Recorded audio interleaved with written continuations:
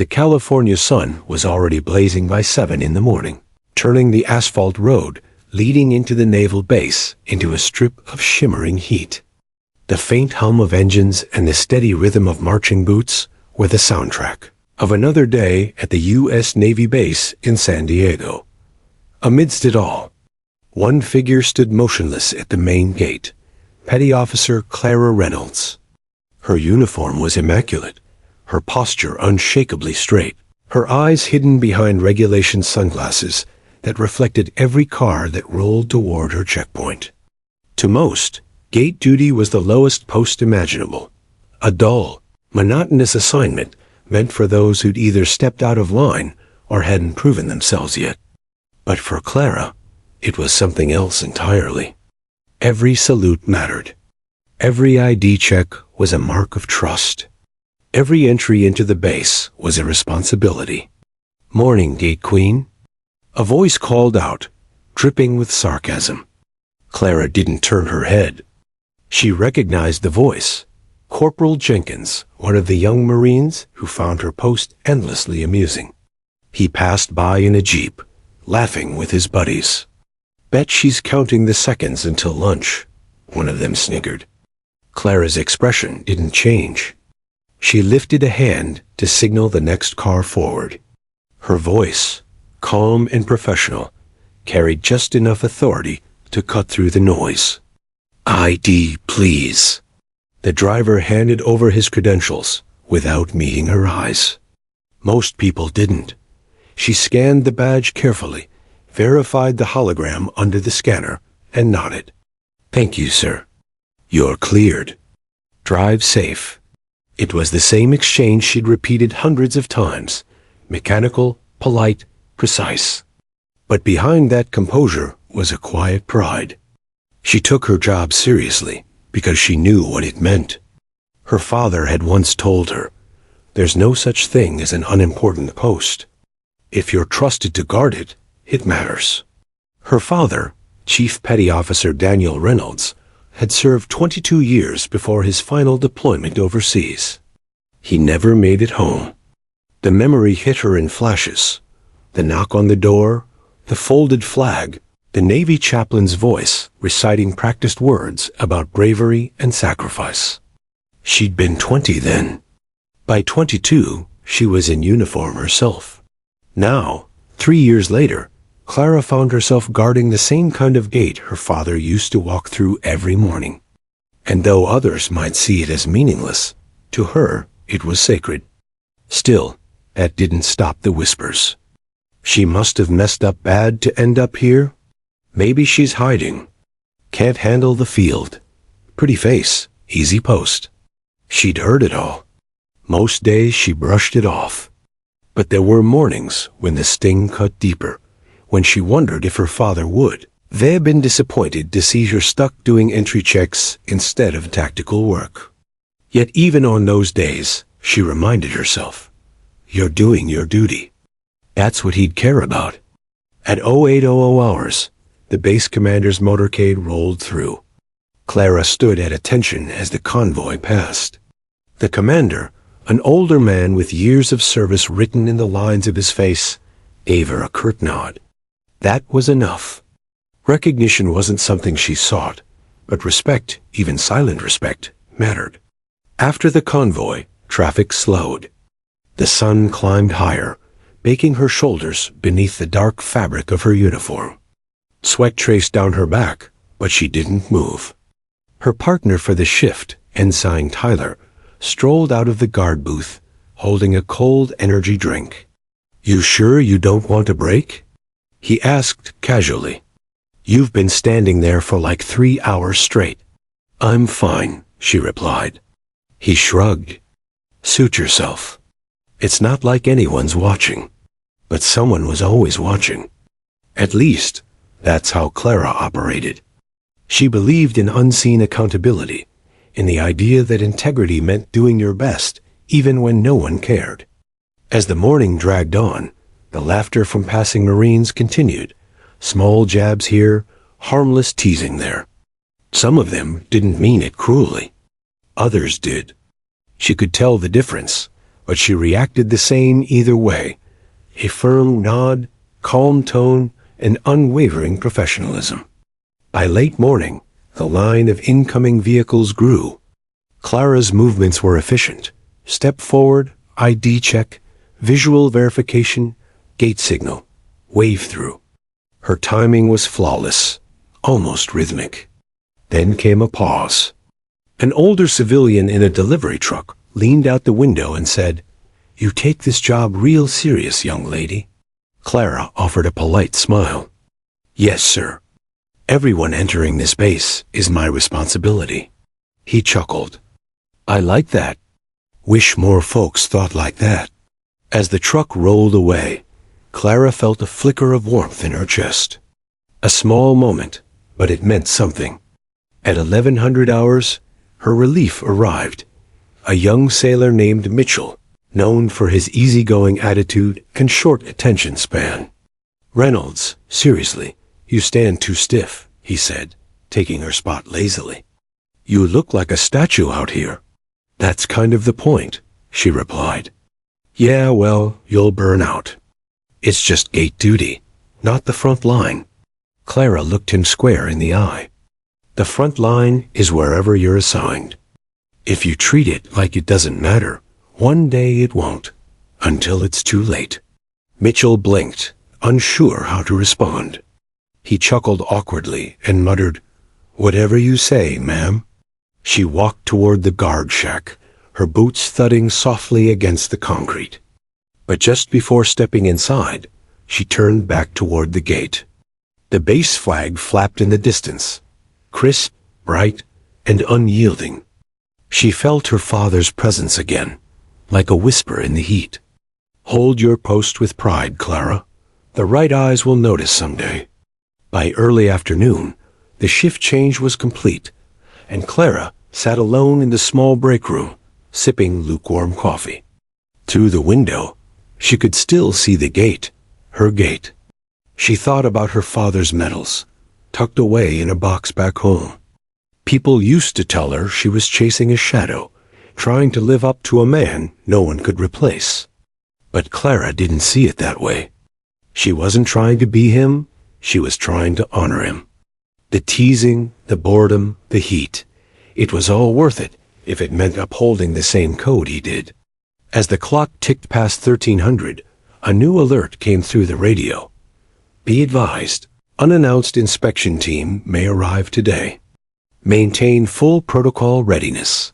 Clara straightened slightly. Inspections meant attention to detail, something she never lacked. She stepped outside again, scanning the horizon beyond the gate. The air shimmered over the road. Somewhere out there, vehicles would appear, and she'd be ready. Little did she know, the convoy coming her way would test every principle she lived by. For now, she stood beneath the harsh California sun, steady as stone. To some, she was just a gate guard. To herself, she was the silent keeper of discipline, the last line before entry, and the first impression of everything the Navy stood for. And soon, everyone on that base, from the lowest recruit to the most decorated officer, would realize exactly how much that post mattered. The rhythmic sound of waves against the California shore often reminded Clara of home, a small town in East Texas, miles away from any ocean. Back then, the only water she heard was the steady trickle of the creek behind their house and the hiss of her father's coffee pot at dawn. Her father, Chief Petty Officer Daniel Reynolds, was larger than life to her. To the outside world, he was a strict man, sharp-voiced, demanding, never late by a second. But to Clara, he was a compass. His eyes always carried the calm of someone who'd seen too much, but still believed in doing the right thing. He used to sit on the porch every morning before sunrise, boots polished to a mirror shine, uniform pressed so crisp you could slice paper on it. Clara, just a child then, would sit beside him in her pajamas, yawning and asking questions he rarely answered directly. "Dad," she'd said once, swinging her legs from the porch step, "why do you have to leave so much?" He'd smiled faintly, sipping his black coffee. "Because someone has to guard the gates, honey. The world's full of them, real and invisible. If good people stop standing watch, bad things walk right in." She never forgot that. Years later, when she stood at her own gate in uniform, those words echoed with uncanny precision. After high school, Clara didn't hesitate to enlist.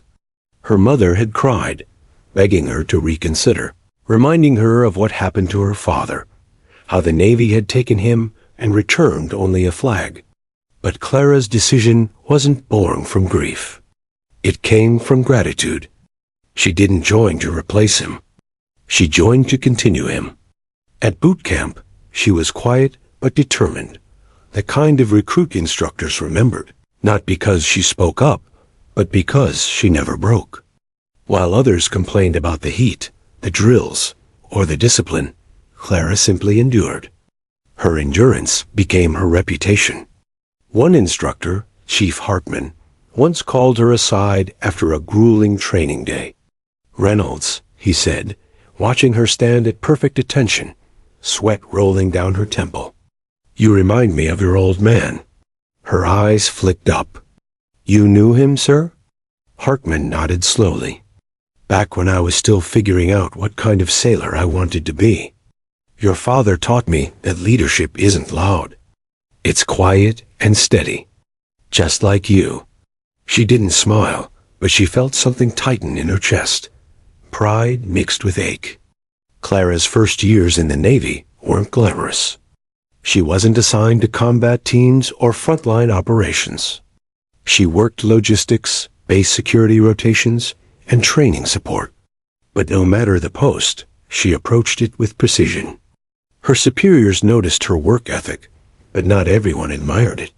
Some thought she was too serious, too rigid. "Relax once in a while, Reynolds," her roommate, Petty Officer Kim Alvarez, used to say, laughing as she scrolled through her phone after shift. "You act like someone's grading you 24/7. Clara would fold her uniform neatly before answering. "Someone always is." Kim rolled her eyes. "You're too much like your old man. No one's writing a medal citation for how well you check IDs." Clara didn't respond. She didn't need to. She wasn't doing it for medals. She was doing it because it was right. Still, the silence of her life sometimes felt heavy. There were no late-night parties, no big friend circles, no social life outside duty. When others laughed in the mess hall, she read training manuals or cleaned her gear. It wasn't that she disliked people, she just didn't fit the mold. Then came the day she was assigned to permanent gate security. Most sailors dreaded the post. It was routine, long hours under the sun, and thankless. But when the assignment officer read her name aloud, Clara nodded without complaint. "Really?" Kim whispered. "You're not going to ask for a transfer? That's career limbo." "It's a duty post," Clara said simply. "I'll do it right." She began her first day the same way her father had begun every one of his, up before dawn, pressing her uniform until it was flawless. She polished her boots until she could see her reflection, tied her hair back tightly, and walked out into the early gray light. The gate loomed ahead, quiet at first. It was nothing extraordinary. A checkpoint, a few traffic lanes, a control booth, and a tall steel barrier. But to Clara, it was symbolic. Every person who entered that base did so under her watch. Every vehicle was her responsibility, and responsibility was sacred. Over time, her reputation spread. Reynolds is a robot. She doesn't even blink. She acts like she's guarding the Pentagon. They didn't understand that for her. Standing at that gate was never just about security. It was about legacy. Her father's words had carved themselves into her conscience like scripture. If you don't respect the small duties, you'll never deserve the big ones. There were nights when exhaustion weighed her down. When she got back to her barracks, she'd sit at her small desk, opened her father's old service journal, and read his handwriting, short entries about weather, patrols, and people. But one line, dated 2 weeks before his final mission, always stood out. Discipline isn't about who's watching. It's about who you become when no one is.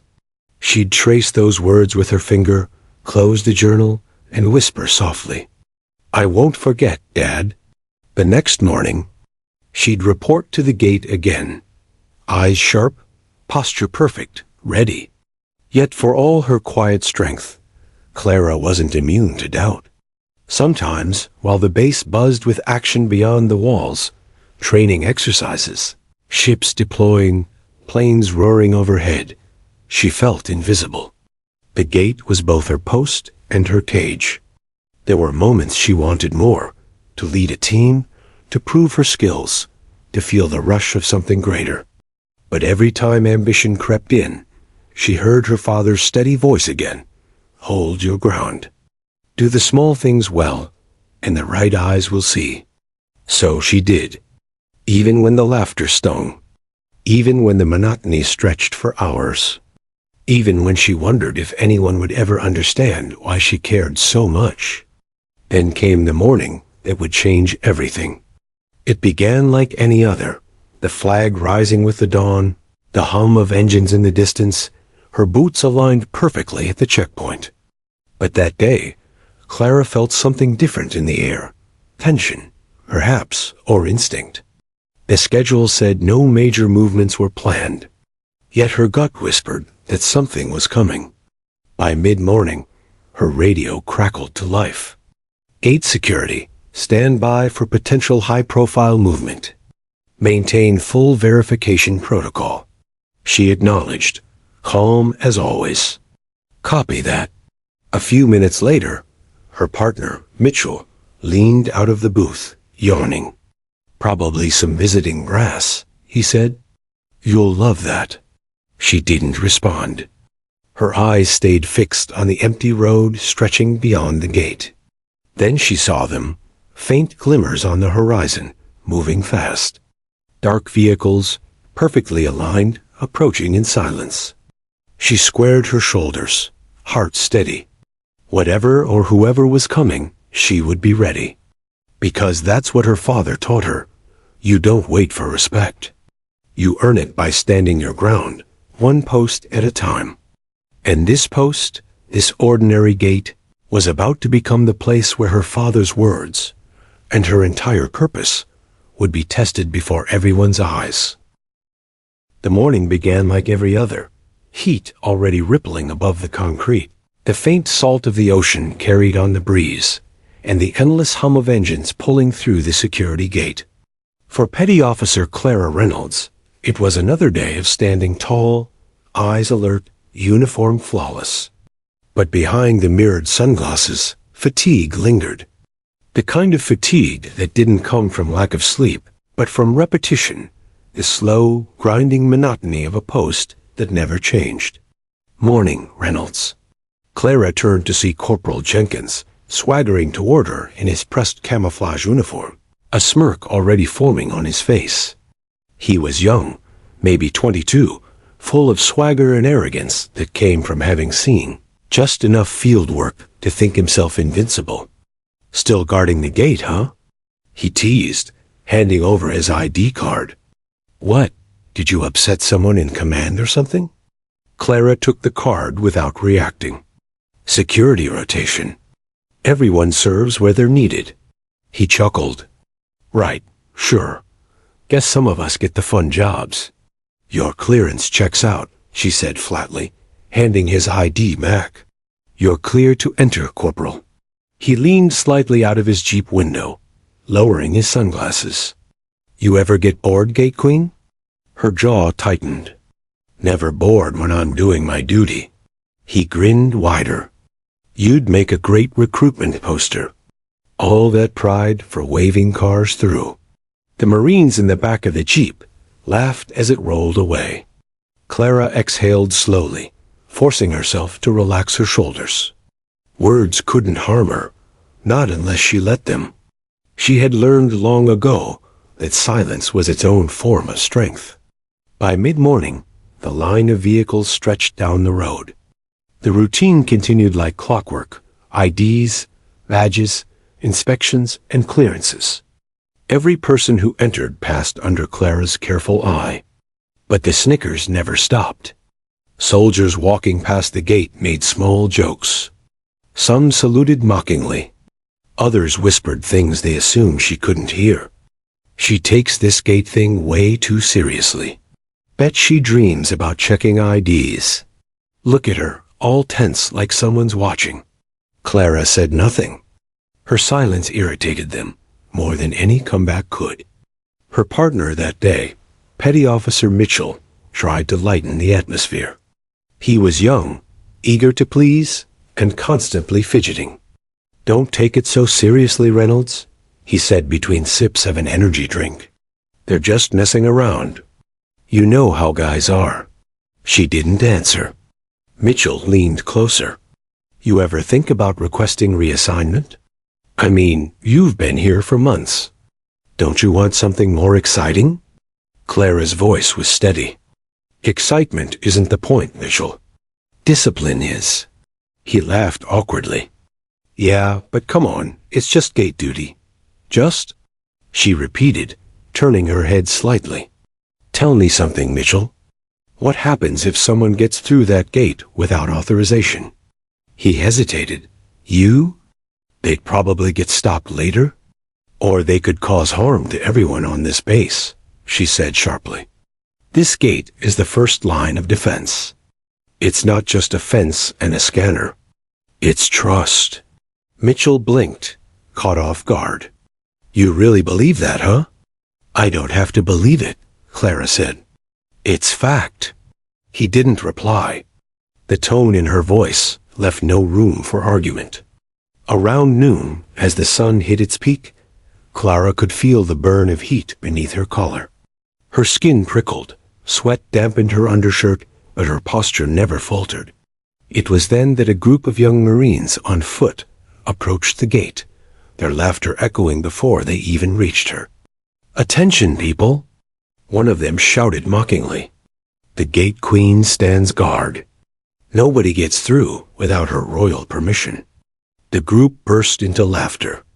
Even Mitchell chuckled quietly before noticing Clara's face, calm, blank, unreadable. "ID cards," she said evenly. "Ah, come on, Reynolds," another Marine teased, holding his card up dramatically. "You really gonna scan this? You see me every day." "I still need to verify," she said, extending her hand. He rolled his eyes. "You act like this base is under attack or something." "Every day's a risk," she replied. "That's why we have rules." Her tone didn't waver, but her voice carried a firmness that silenced even the laughter. One by one, the Marines handed over their IDs. She scanned each, verified them, and returned the cards without another word. When they walked away, the teasing had stopped. For the first time, there was a flicker of unease in their eyes, a realization that she wasn't going to crack. Still, the sting lingered. As the sound of their fading laughter mixed with the whir of passing engines, Clara felt the weight of isolation settle deeper. She'd chosen to be the kind of sailor her father would respect, not the kind who sought attention, but the kind who earned it quietly.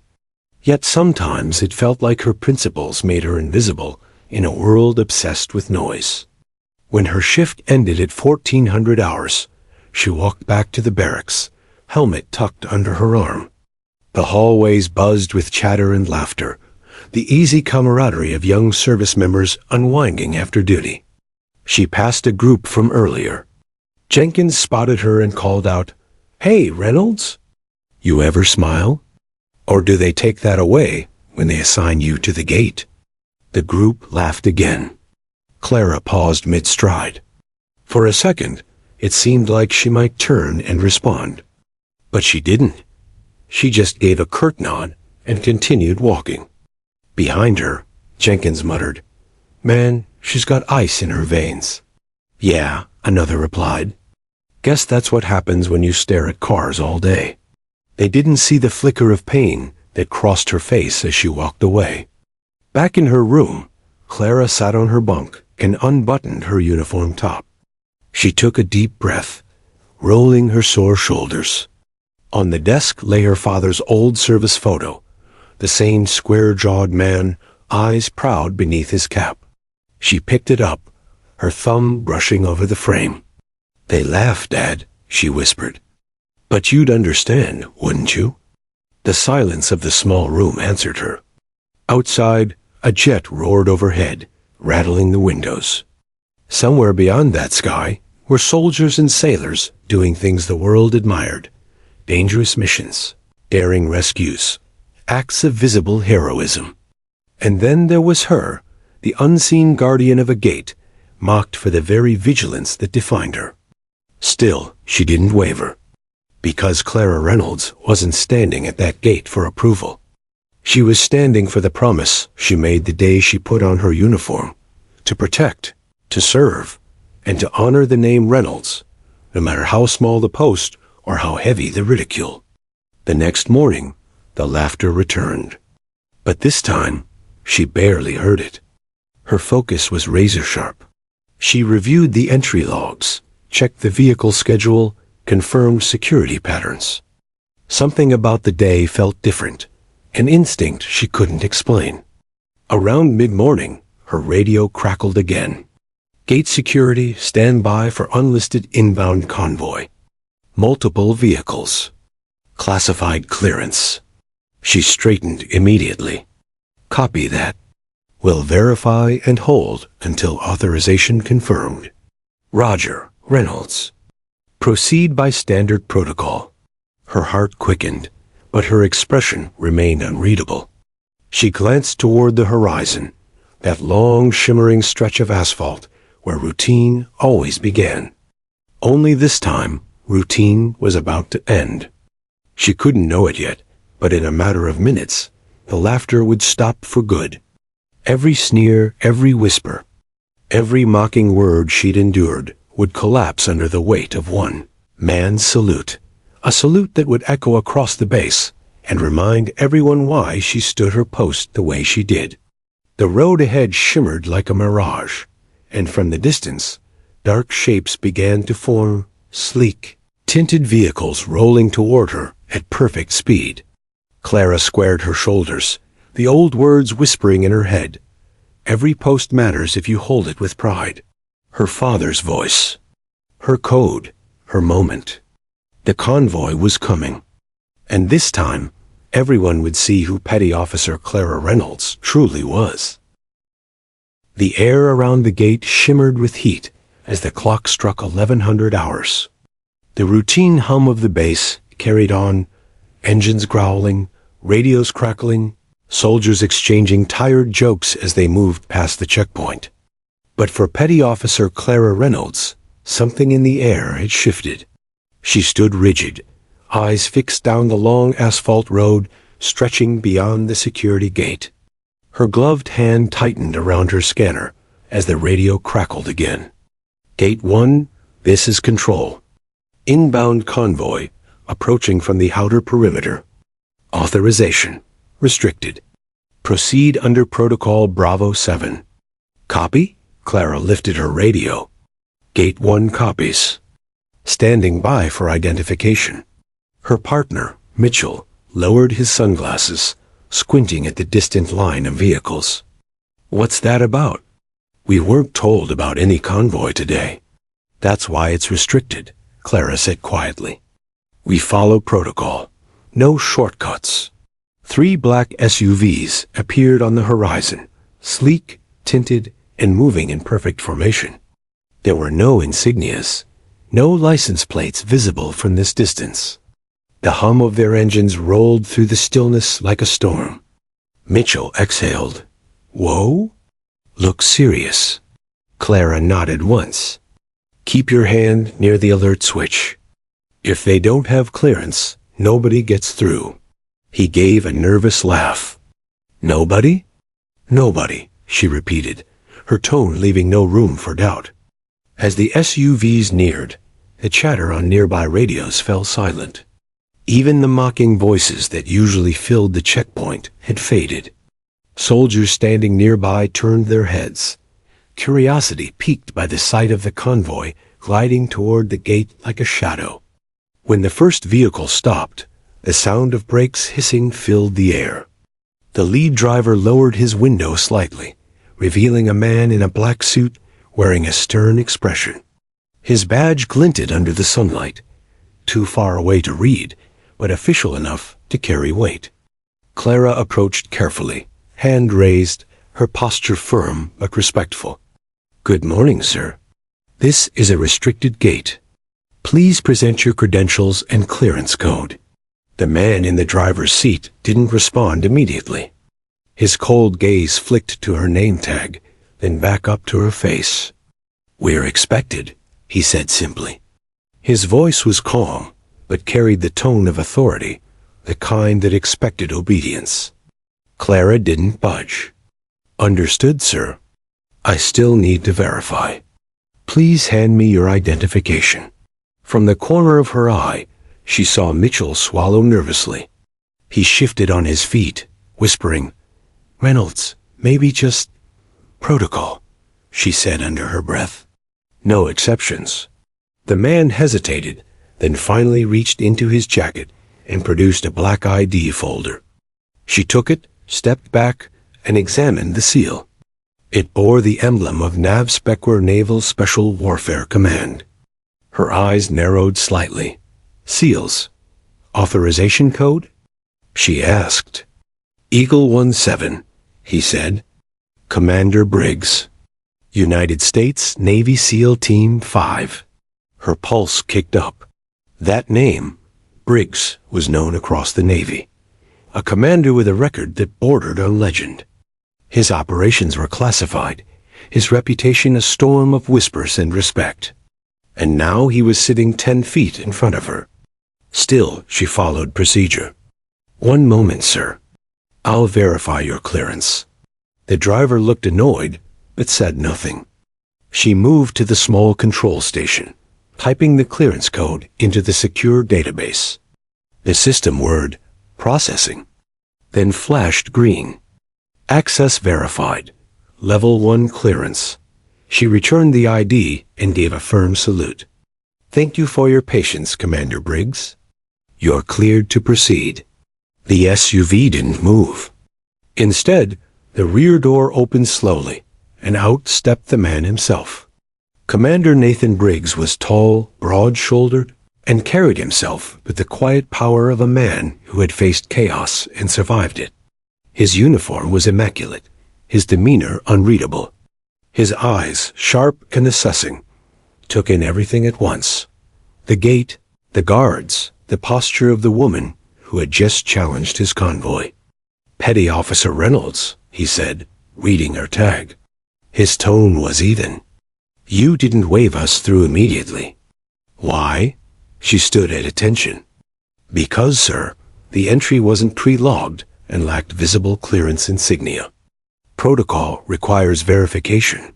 A faint smile tugged at the corner of his mouth. "And if I hadn't provided it? I'd have detained the vehicle until proper authorization was confirmed." Briggs studied her for a long moment. Then, to everyone's astonishment, he nodded. "Good," he said. "That's exactly what you should do." Mitchell blinked in disbelief. The nearby Marines, who had gathered to watch, shifted uneasily. Some of them had mocked her not half an hour ago.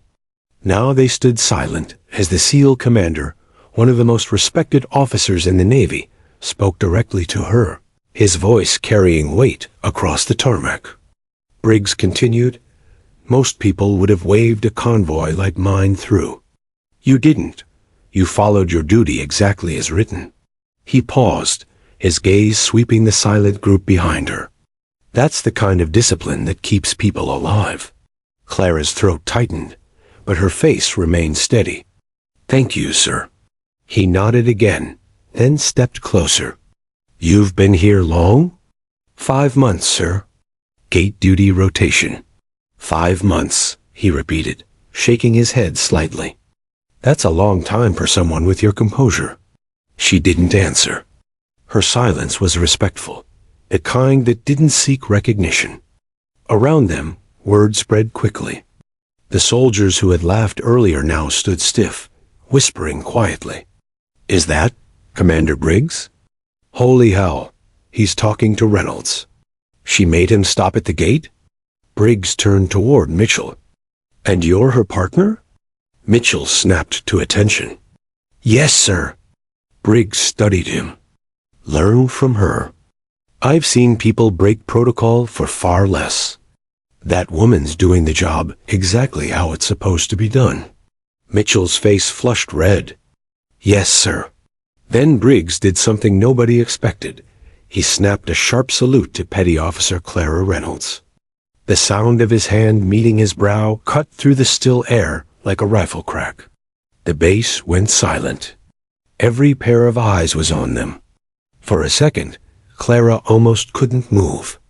Then, steady and composed, she returned the salute with flawless precision. The SEAL commander held her gaze. "Keep doing your job exactly like this, Reynolds. The Navy needs more like you." "Understood, sir." He gave a curt nod, returned to his vehicle, and the convoy rolled through the gate. The hum of engines faded into the distance, leaving only stunned silence behind. As soon as they were gone, Mitchell turned toward her, eyes wide. "Reynolds." That was Commander Briggs. "He saluted you." She just exhaled quietly, her heartbeat finally slowing. "He saluted the uniform," she said. "Not me." But deep down, a small, quiet warmth spread in her chest. It wasn't pride, it was validation. Proof that her belief in discipline and integrity wasn't outdated. It mattered. Someone had seen it. Across the gate, Jenkins and his group, the same ones who'd mocked her the day before, stood frozen. Jenkins took a hesitant step forward. "Hey, Reynolds." She turned slightly, one brow raised. "I didn't know who that was." "You, handled that like a pro." Clara gave a small nod. "That's the job, Corporal." And with that, she turned back to her post, standing tall once more. The same stillness, the same focus. Only now, the silence around her wasn't mockery. It was respect. That night, as the sun dipped below the horizon, the gate reflected the last streaks of gold. Clara remained in her stance, alert, unwavering. The radio crackled softly, the world around her calm and secure. For the first time in months, she felt the weight of her father's words again, not as a memory, but as truth. Every post matters if you hold it with pride. She smiled faintly beneath the fading light, whispering, "You were right, Dad," because today, for the first time, the world had finally seen what she'd known all along, that even at the gate, she was standing on the front line of honor. The base was quieter than usual that evening, not because operations had slowed, but because everyone was still talking about what had happened that morning. By dinner time, the story had already taken on a life of its own. In the mess hall, whispers traveled between tables, spreading faster than any official report. "Did you hear?" Commander Briggs himself saluted the gate officer. "Reynolds? The one they called the Gate Queen?" "Yeah." Apparently, she stopped his convoy, made him show credentials. "No way." "And he respected it?" "Not just respected it, he praised her in front of everyone." Each retelling added a new shade of awe. Some exaggerated, claiming she'd drawn her weapon on the convoy. Others said she'd stood her ground against armed SEALs. But the truth, calm, disciplined, and unwavering, was enough on its own. Clara Reynolds, the quiet gate officer everyone mocked, had become a story worth repeating. In her small dorm room, Clara sat at her desk, the light dim, her uniform folded neatly beside her. She hadn't gone to the mess hall. She wasn't hungry.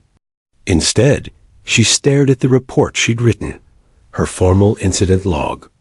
It was detailed, precise, and emotionless. At approximately 1100 hours, An unlisted convoy approached Gate 1. Clearance not pre-registered. Verification requested. Credentials confirmed. Convoy granted entry. No embellishment. No mention of the commander's words or the salute. She'd recorded events exactly as they occurred. Nothing more, nothing less. That was her way. A soft knock sounded at the door. "Come in," she said. The door opened and Petty Officer Mitchell stepped in, looking uneasy. "Hey, everyone's talking about you, you know." She looked up briefly. "I gathered." He scratched the back of his neck. "You really showed me something today, Reynolds. I didn't think that job meant much. Guess I was wrong." Clara gave a faint smile. "We all learn eventually." He nodded, shifting awkwardly. "I wanted to say, sorry for before, for not taking the post seriously, and for laughing along with them." Her gaze softened slightly. "Apology accepted, Mitchell. Just remember, every post matters, especially the ones people underestimate." He grinned faintly. "I'll remember that." He hesitated at the door. "Oh, Chief Daniels said he wants to see you first thing tomorrow. Probably about the convoy thing." She nodded. "Thanks." As the door closed, Clara leaned back in her chair, exhaling slowly. She didn't crave attention. She never had. But she couldn't ignore the feeling that something was shifting. For the first time, people were seeing her the way she'd always tried to be, not just a gatekeeper, but a guardian. The next morning, the air at the gate felt different. There were no jokes, no snickers, no lazy salutes.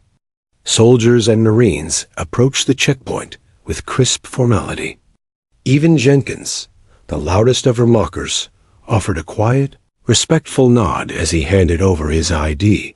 Clara accepted it without comment, scanning it as usual. "Clear to proceed, Corporal."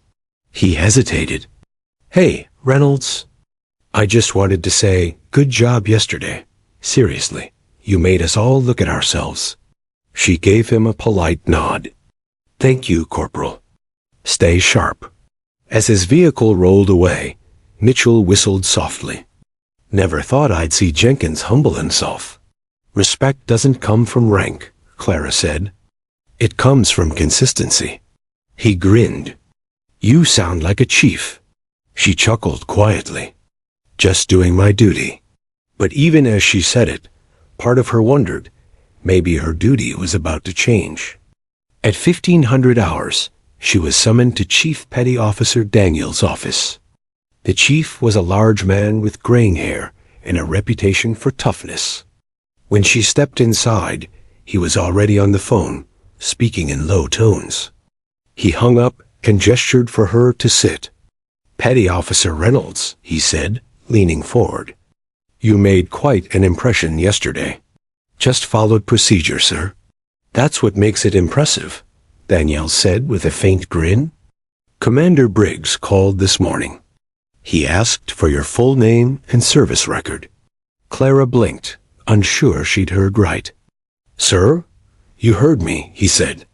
"Apparently, he's putting in a commendation. Said you showed the kind of discipline he expects from his own team." Her heart thudded once, but her expression didn't change. "That's unexpected, sir." Daniels nodded. "Unexpected, but earned. And that's not all. He's requested you for a short-term security rotation with his command, a temporary assignment. It's voluntary, but I'd recommend you take it." For the first time in months, Clara felt genuinely speechless. "With the SEALs?" "Yes," Danielle said. "Starting next week." She took a breath, processing. "I'd be honored, sir." "I figured you would," Danielle said with a smirk. "You've got the kind of backbone we need more of. Don't let anyone tell you gate duty isn't important. You turned it into a lesson for the entire base." She stood, saluted sharply. "Thank you, Chief." As she left the office, a rare sense of pride filled her chest. Quiet, steady, and deeply earned. That evening, when she returned to her post for the last time before rotation, she found something unexpected taped to the inside of the guard booth window. It was a printed sheet of paper with bold letters. "This gate stands because she did." Below it, someone had drawn a small salute. No name, no signature. Just the words. Mitchell noticed her pause. "Looks like your fan club's growing." She smiled faintly. "Let's just say people are paying attention now." As the hours passed, she watched the sun dip low again, turning the ocean horizon into molten gold. She thought of her father's words. "Every post matters if you hold it with pride." She whispered them under her breath, the way she did every day before going off duty. But this time, they sounded different. Not a reminder, but a truth proven. That night, after logging out of her shift, she headed toward the barracks, her boots crunching on gravel. Near the parking lot, she heard someone call out, "Reynolds!" She turned. It was Commander Briggs, stepping out of a dark sedan. "Sir," she said, snapping to attention. He waved a hand. "At ease. You got the notice about the temporary rotation?" "Yes, sir." "I'm honored by the opportunity." Briggs nodded. "You earned it. We've got plenty of muscle on my team, but not enough people who know how to think under pressure. Yesterday, you proved you can." "Thank you, sir." He studied her for a moment. "You know, when I pulled up to that gate, I expected routine. But you made me remember something I'd forgotten, that real discipline isn't loud. It's the quiet kind. The kind that stands its ground." Clara met his eyes. "Just doing my job, sir." He smiled slightly. "Keep doing it like that, and the Navy will remember your name." She nodded. "I'll do my best, Commander." "Somehow," he said with a hint of admiration. "I don't doubt that." He gave her a final salute, smaller this time, more personal, before turning away and disappearing into the darkness. That night, Clara lay in her bunk, staring at the ceiling. The base outside was alive with quiet movement, the hum of generators, the distant sound of the ocean. She thought of the months she'd spent standing alone at that gate, the laughter, the exhaustion, the loneliness. All of it had led to this, not fame or recognition, but respect. The kind that couldn't be faked or forced. Tomorrow, the world would move on. There would be new duties, new challenges. But one thing would stay the same, the lesson her post had taught everyone. That honor doesn't depend on where you stand. It depends on how you stand. And Clara Reynolds would always stand tall. The morning of her transfer began before sunrise. The air was cool, laced with the tang of salt and jet fuel. Clara Reynolds stood by the transport van, her duffel bag at her feet, her orders folded neatly in her breast pocket. She glanced once more at the security gate, her old post now manned by someone else. For months, it had been her world, the hum of engines, the flash of badges, the discipline of vigilance. Now she was leaving it behind. Chief Daniels approached, his coffee steaming in one hand. "You sure you're ready for this, Reynolds?" She nodded. "Yes, sir." He smirked. "You'll be around people who eat danger for breakfast. Don't let them intimidate you." "I won't, sir." He clapped her on the shoulder. "Good. Make the Navy proud." The van pulled away from the gate, tires crunching over the gravel. Clara watched the checkpoint shrink in the side mirror, the booth, the rising flag, the faint silhouette of the new guarded post. It felt strange to leave it behind. That gate had tested her, mocked her, and finally made her who she was. Now something bigger awaited. The van drove along the coast to a restricted part of the Naval Air Station, SEAL Command Training Annex. The facility was isolated, surrounded by barbed fences and high-security walls. Beyond them, she could see figures moving in formation, men in black tactical uniforms, training under the brutal morning sun. When the van stopped, A tall officer with a shaved head and intense blue eyes stepped forward. "Petty Officer Reynolds?" "Yes, sir." "Lieutenant Harris," he said, shaking her hand firmly. "I run the security unit under Commander Briggs. You'll be attached to my team for evaluation." "Yes, sir." He glanced her up and down, his tone measured but skeptical. "You're the gate sentry, right? The one who stopped the commander?" She nodded once. He raised an eyebrow. "Well, you've got guts. Let's see if you've got endurance, too." The first week was punishing. The SEAL compound ran on a schedule that blurred the line between night and day. Physical drills at dawn, equipment checks mid-morning, tactical simulations after lunch, and night patrol exercises that pushed even the fittest to their limits. Clara wasn't a SEAL, but she trained alongside them, observing, learning, and performing her own duties with precision. Her assignment was to assist in perimeter security and logistics coordination, ensuring that every entry, every piece of equipment, and every personnel movement was accounted for. But her reputation followed her. During lunch breaks, she heard the whispers. "That's her, the one who made Briggs show ID. Heard she thinks gate duty's sacred. She's disciplined, sure. But let's see how long she lasts here." They didn't mean harm, not really.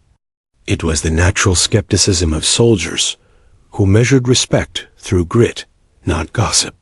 Clara didn't respond to any of it. She just worked, meticulous, quiet, relentless.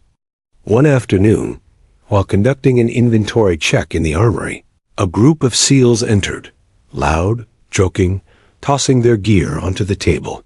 "Hey, Reynolds," one of them called. "You the one who stopped the boss?" Man, that took some nerve. She looked up briefly. "Just followed protocol." Another SEAL, older, grinning, leaned against the counter. "Protocol's great. But around here, things move fast. Sometimes too fast for rules." Clara locked eyes with him. "Rules are what keep things from falling apart, Chief." The man chuckled. "You talk like Briggs. Maybe that's why I'm here," she said simply, finishing her count. The group exchanged glances. The grin faded. One of them nodded slowly. "Fair enough." By the second week, Commander Briggs returned from an operation.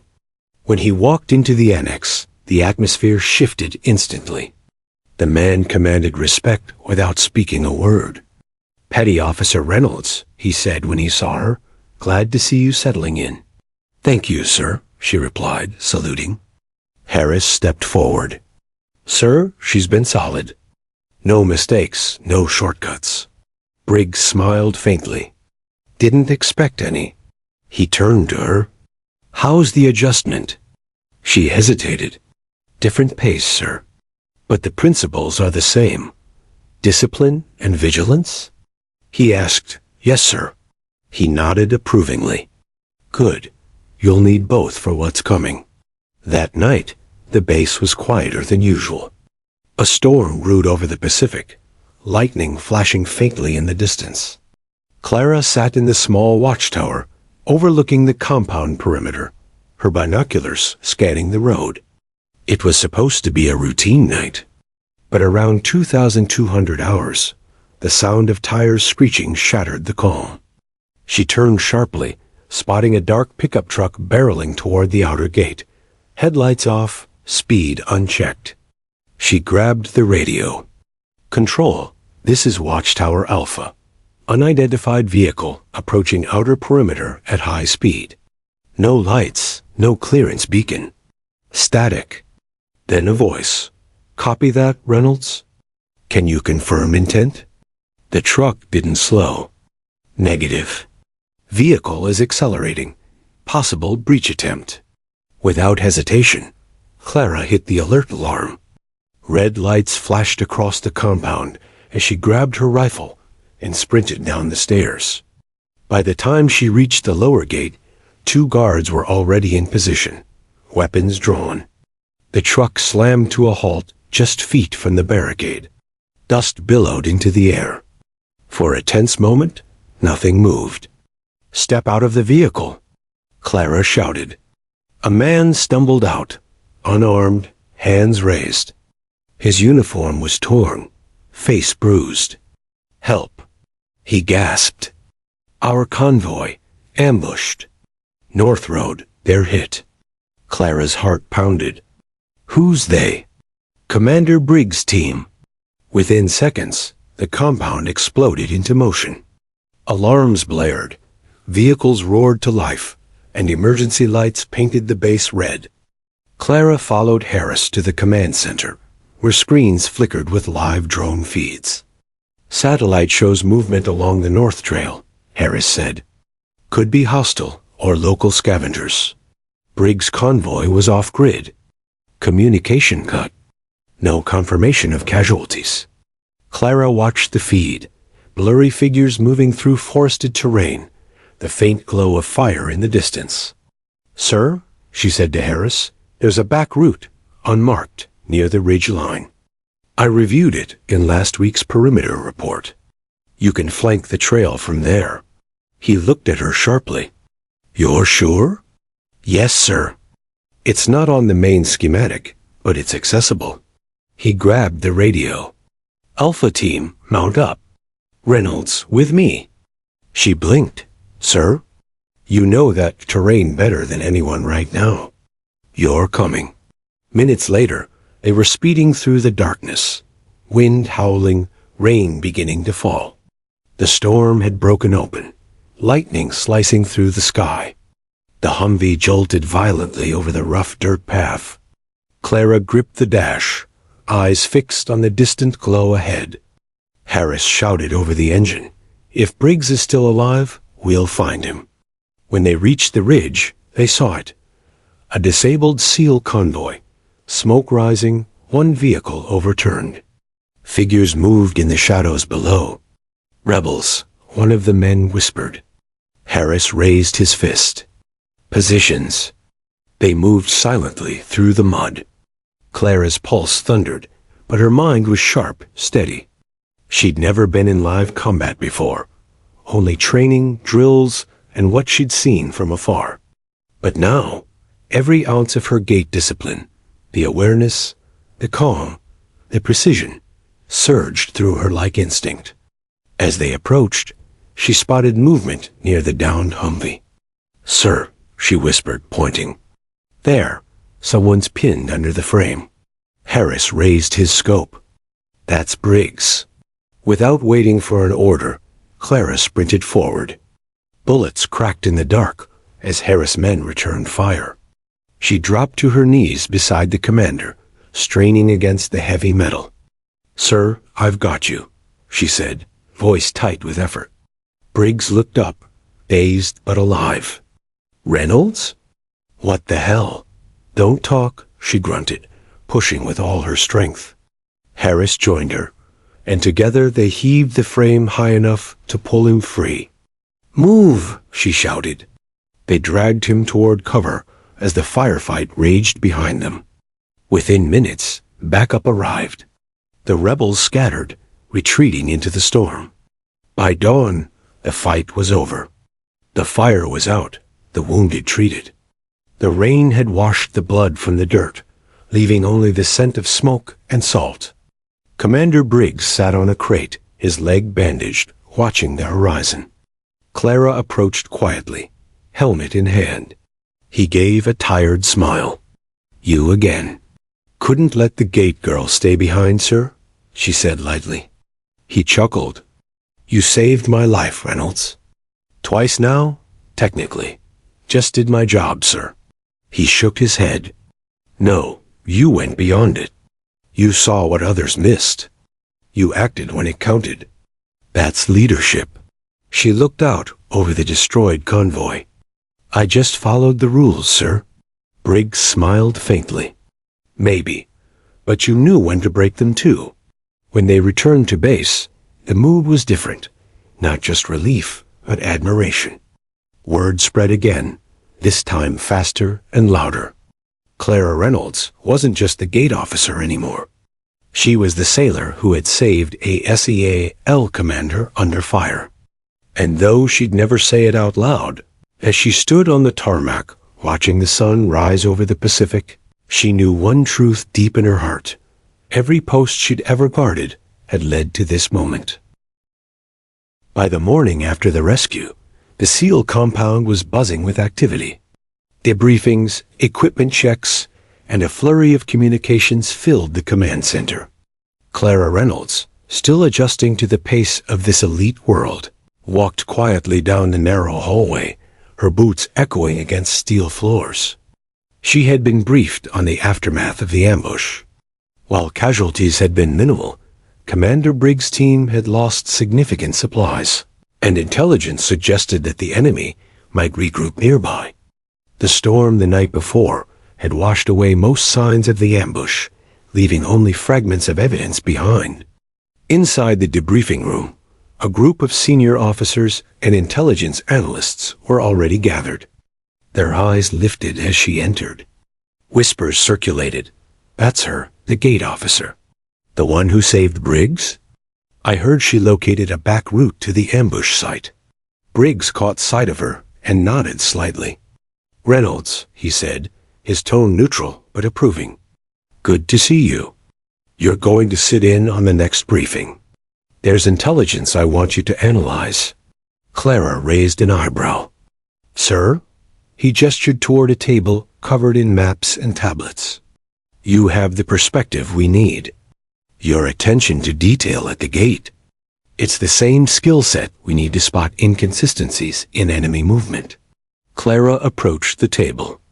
On it lay satellite images, intercepted communications, and a series of marked maps detailing possible enemy routes. Her heart pounded. She was trained for vigilance, but analyzing battlefield intelligence was an entirely new challenge. "All right," Briggs began. "We have several leads. Our teams report unusual activity in a sector north of the ridge.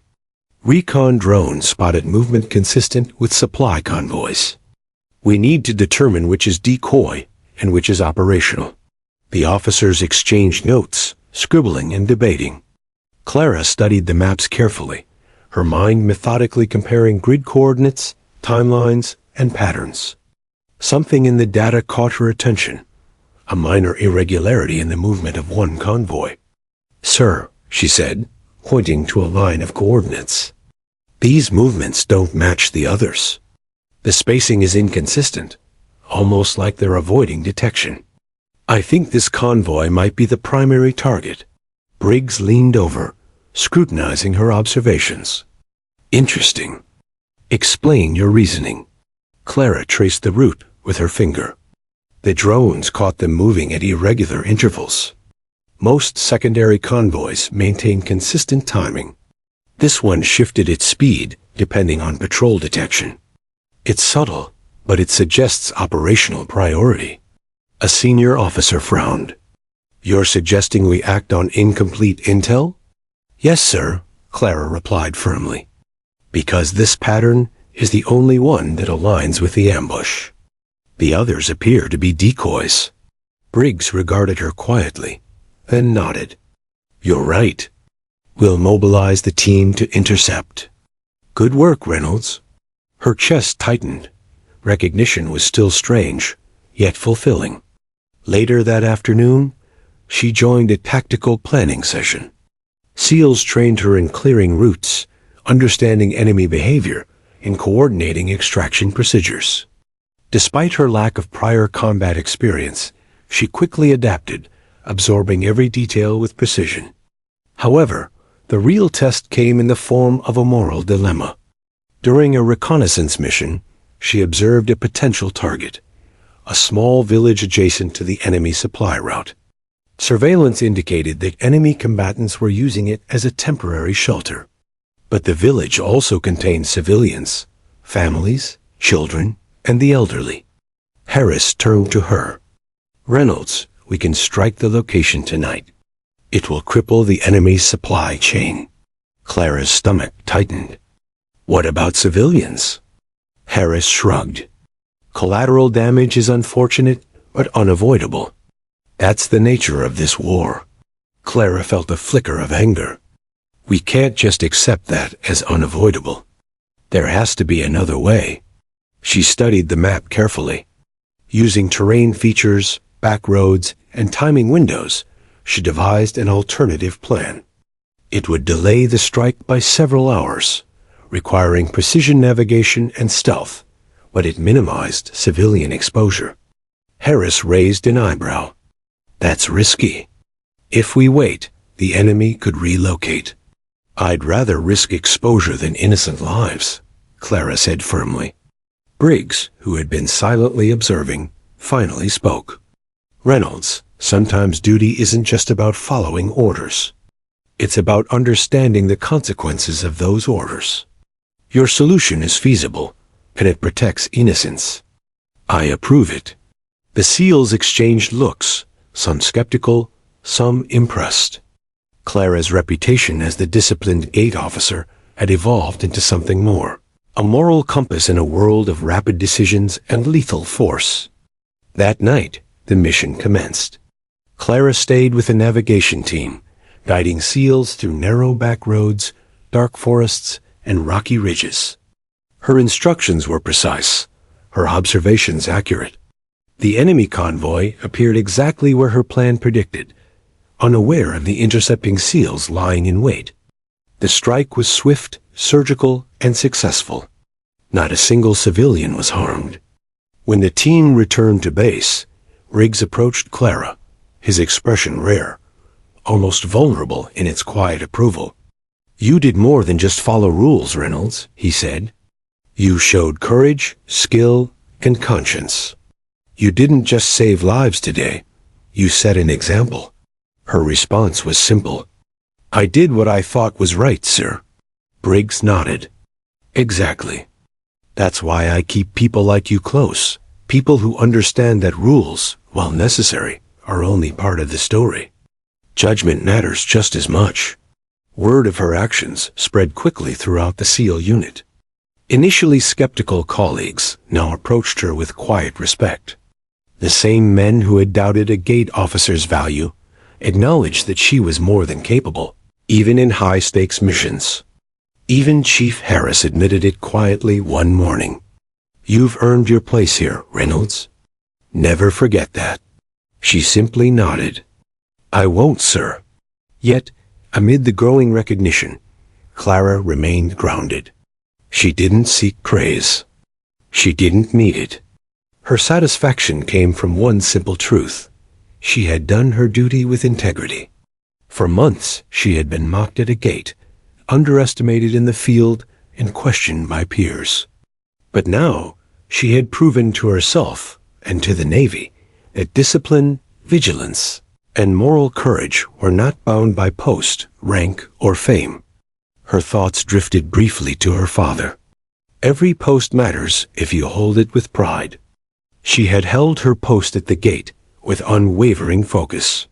She had carried that same discipline into this mission, and once again, it had saved lives. She realized, with quiet satisfaction, that duty was not just about authority or recognition. It was about responsibility, judgment, and courage, even when no one was watching. As the sun rose the following day, Clara walked across the SEAL compound, her boots crunching against gravel. Soldiers passed by, nodding in respect. For the first time, she felt fully integrated, not just as a gate officer, not just as someone who had followed rules, but as a true member of the team. She stopped at the edge of the training field and watched as SEALs ran drills, practiced navigation, and loaded gear. The unit was a machine, precise, disciplined, and relentless. And now, she belonged to that machine, not by virtue of combat experience, but by integrity, judgment, and unwavering dedication. Briggs appeared beside her, his gaze following the training team. You're doing well, Reynolds, he said quietly. You've changed how people see you, and how they see themselves. That's influence in its truest form. Clara nodded, letting the words settle. Thank you, sir. I just do my job. He smiled faintly. And that's why it matters more than most think. By the end of the week, Clara Reynolds was no longer the gate officer who had been mocked, laughed at, or underestimated. She was a symbol of discipline and conscience, proving that courage wasn't always loud, and heroism didn't always come from flashy acts. Sometimes it came from quiet resolve, unwavering vigilance, and doing the right thing, even when no one notices. And Clara had noticed. She had always noticed. And now the Navy, the SEAL team, and even the world had noticed too. The day began quietly at the SEAL compound. Dawn spilled pale gold over the training grounds, illuminating soldiers moving with practiced precision. Clara Reynolds stood at the edge of the field, her boots firm on gravel, observing the drills with a careful eye. The past months had transformed her from a mocked gate officer into an integral part of one of the Navy's most elite units. Yet she remained the same, disciplined, observant, and quietly determined. A soft voice interrupted her thoughts. Petty Officer Reynolds. She turned. Commander Briggs stood a few paces away, crisp in uniform, exuding the calm authority that had first intimidated her months ago. "Sir?" she said, snapping to attention. He gestured for her to relax. At ease. Today isn't about operations. It's about recognition, yours. Clara's brow furrowed slightly. Recognition, sir? Yes, Briggs replied, a faint smile tugging at his lips. The events of the past weeks, stopping my convoy, analyzing enemy movements, and saving lives during last night's mission, have not gone unnoticed.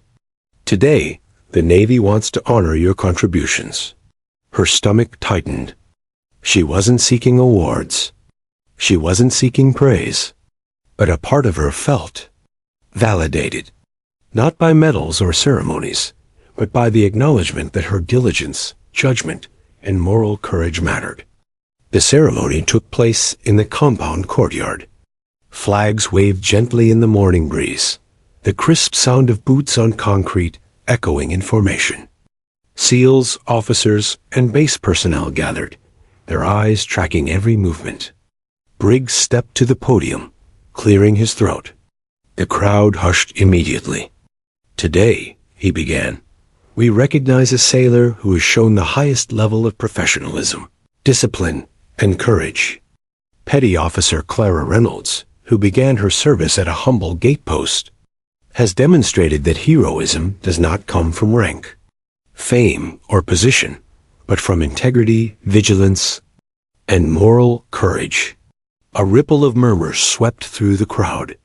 Clara's peers, those who had once mocked her, now stood in silent admiration. Briggs continued, her actions have not only saved lives, but have reminded us all that every post matters, every duty counts, and every individual can make a difference. Petty Officer Reynolds, the Navy salutes you. He stepped aside, allowing an officer to present a commendation medal to Clara. She took it with steady hands, her expression calm, but her heart racing. When the applause settled, Briggs added quietly, this isn't just about bravery in combat. It's about judgment, vigilance, and integrity. Reynolds, you've inspired every person here, including me. Clara nodded, her voice steady. Thank you, sir. I only did my duty. Briggs shook his head. No, you did more than duty. You showed us all what duty truly means. She glanced around. Soldiers and SEALs she had trained and worked with regarded her with respect, some nodding in quiet acknowledgement. Even Harris, her initial skeptic, gave her a small thumbs up. After the ceremony, Clara returned to the field. She walked past the training exercises, her thoughts drifting to her time at the gate. She remembered the ridicule, the doubt, and the isolation. She remembered her father's words. Every post matters if you hold it with pride. Now, the truth of that lesson had been proven.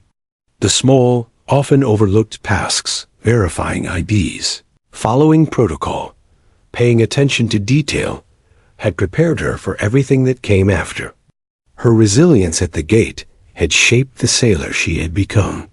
She paused and watched a group of junior recruits practicing drills nearby.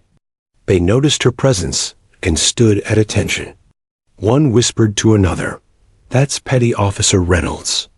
She saved a SEAL commander. She started at the gate?" "Yeah, gate duty. And now she's here." The younger sailors looked at her with awe, seeing in her a model of professionalism and courage. Clara smiled faintly. Not for herself, but for the message her journey had sent. Any role, no matter how small, could become the stage for greatness. Later that day, Commander Briggs approached her again, this time away from the formalities. "Reynolds," he said quietly, "there's one more thing." She looked up. "Sir, I want you to stay with my command, full-time. Your discipline, attention to detail, and moral judgment are invaluable. We need more leaders like you, people who inspire through action, not words." Her chest tightened, and for a brief moment she was speechless. To be asked to remain at the SEAL unit, a place she had once feared she didn't belong, was beyond anything she had imagined. I would be honored, sir," she said finally. Briggs nodded. "Good. You've earned this, Reynolds. Not because of titles or medals, but because of who you are." In the weeks that followed, Clara's reputation solidified. She trained alongside the SEALs, contributed to planning operations, and mentored new recruits on discipline and attention to detail. She was no longer underestimated. She was no longer the subject of ridicule. Her past as a gate officer became a point of pride rather than shame.